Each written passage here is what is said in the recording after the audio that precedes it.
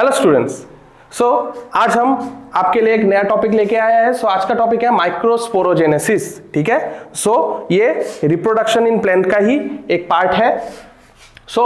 यहाँ पर जैसे हम लोग देख सकते हैं कि अरे यार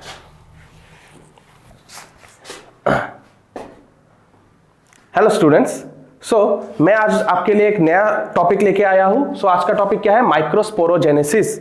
ठीक है, माइक्रोस्पोरोजेनेसिस क्या है? रिप्रोडक्शन ऑफ फ्लावरिंग प्लांट्स या रिप्रोडक्शन इन प्लांट्स का ही एक पार्ट है। ठीक है, हम लोग आज इसको पढ़ेंगे। ये माइक्रोस्पोरोजेनेसिस, इस वर्ड से हम लोगों को क्या पता चलता है? माइक्रोस्पोरोजेनेसिस, जेनेसिस मतलब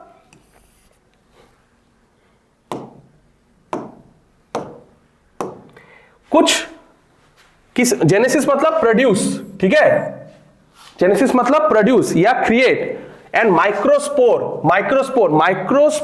का जेनेसिस। ओके, माइक्रोस्पोर कैसे होता है? ठीक है, कैसे बनता है?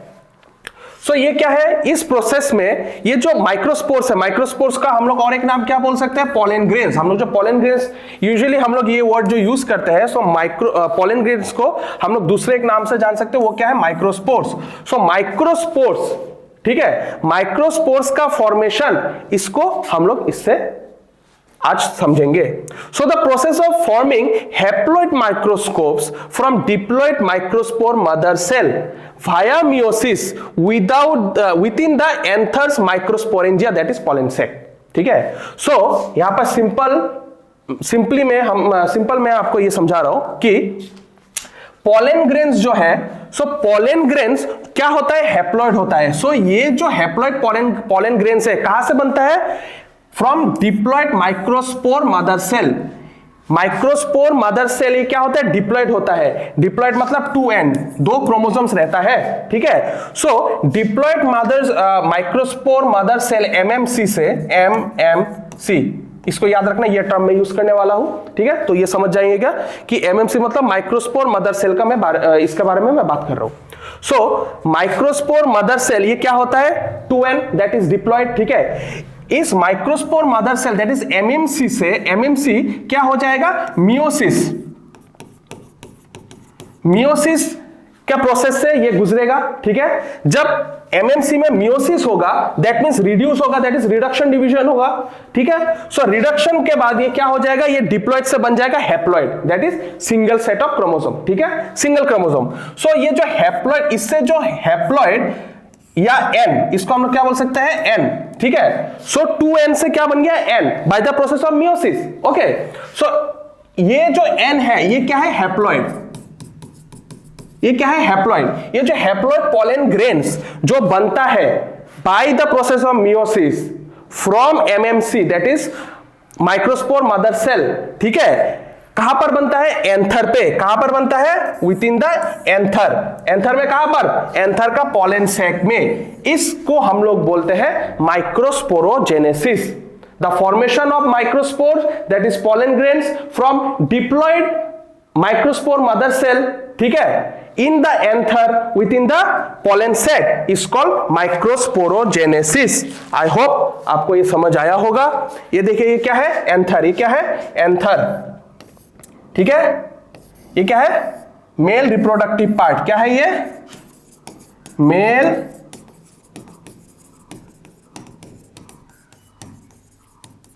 Male reproductive part. ठीक है, इसको हम लोग क्या बोलेंगे? एंथर। ठीक है, ये एक स्टॉक लाइक स्ट्रक्चर है, ये एक सिलिंड्रिकल स्टॉक लाइक स्ट्रक्चर है, फिलामेंट। ठीक है, इसके ऊपर में जो टिप में जो ये जो आपको दिख रहा है, इसको हम लोग बोलते हैं एंथर। ये क्या होता है? बाइलोब। ठीक है, इसमें दो लोब ऐसा बना हुआ रहता है। ठीक है, ये क्या है? Male reproductive part. इसी में होता है स्पोर का फॉर्मेशन। इसमें स्टेप्स क्या क्या है? जैसे माइक्रोस्पोर मदर सेल 2n, ठीक है, ये कहां पर रिलोकेट होता है? ये लोकेट होता है microsporangium, that is called the pollen sac. Pollen sac में ये प्रेजेंट है। ये एक एमएमसी, ये क्या होता है? डिप्लॉयड होता है 2n।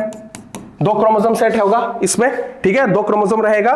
फिर ये मियोसिस सेल डिवीजन से, ये मियोसिस के थ्रू ये पास होता है, इसमें मियोसिस होता है। मियोसिस से क्या होता है, कौन सा मियोसिस, मियोसिस 1 होगा, फिर 2 होगा, ठीक है, मियोसिस 1 मियोसिस 2 इसमें कंडक्ट किया जाएगा। फिर ये क्या फॉर्मेशन करेगा, ये फॉर्मेशन करेगा टेट्रैट फॉर्मेशन। क्या करेगा, टेट्रैट फॉर्मेशन। टेट्रैट फॉर्मेशन मतलब formation of 4 haploid microspore arranged होगा, ठीक है। एक डिप्लॉइड एमएमसी से, माइक्रोस्पोर मदर सेल से 4 हैप्लॉइड पॉलन ग्रेन्स बनेगा, 4 हैप्लॉइड पॉलन ग्रेन्स, ठीक है। क्योंकि ये क्या हुआ है, मियोसिस के द्वारा ये रिड्यूस होके ये हैप्लॉइड से ये क्या बोलते हैं, ये डिप्लॉइड से ये हैप्लॉइड बन चुका है, ठीक है। सो यहां पर 4 पॉलन ग्रेन्स बनेगा, जो क्या हो जाएगा, हैप्लॉइड, ठीक है, क्योंकि ये मियोसिस डिवीजन से ये गुजरा है। फिर सेपरेशन ऑफ माइक्रोस्पोर्स, जब ये माइक्रोस्पोर्स, दैट मींस जब पॉलन ग्रेन्स जब ये फॉर्म हो जाएगा, फिर ये पॉलन ग्रेन्स क्या हो जाएगा, ये सेपरेट हो जाएगा। क्योंकि ये एंथर जब ये मैच्योर हो जाएगा, मैच्योर हो जाने के बाद फिर क्या हो जाएगा, पॉलन ग्रेन्स क्या हो जाएगा, वो भी मैच्योर होके वो ड्राई हो जाएगा, एंड वो जो एंथर है वो क्या हो जाएगा, वो बर्स्ट हो जाएगा। जब बर्स्ट हो जाएगा तो ये जो पॉलन ग्रेन्स है ये क्या हो जाएगा, डिस्पर्स हो जाएगा, ओके।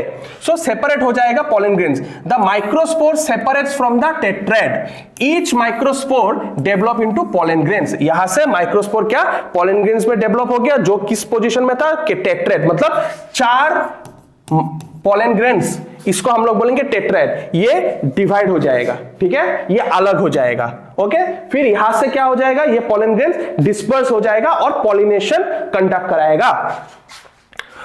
इस प्रोसेस को हम लोग बोलते हैं माइक्रोस्पोरोजेनेसिस। तो इसका इंपॉर्टेंस क्या है, इसका इंपॉर्टेंस है formation of the male gamete. Male gamete form किया, that is the pollen grains, right, और ये कंडक्ट कराएगा ना फिर अभी sexual reproduction by the process called pollination. फिर क्या हो जाएगा, मेंटेन करेगा chromosome number in the coming generations.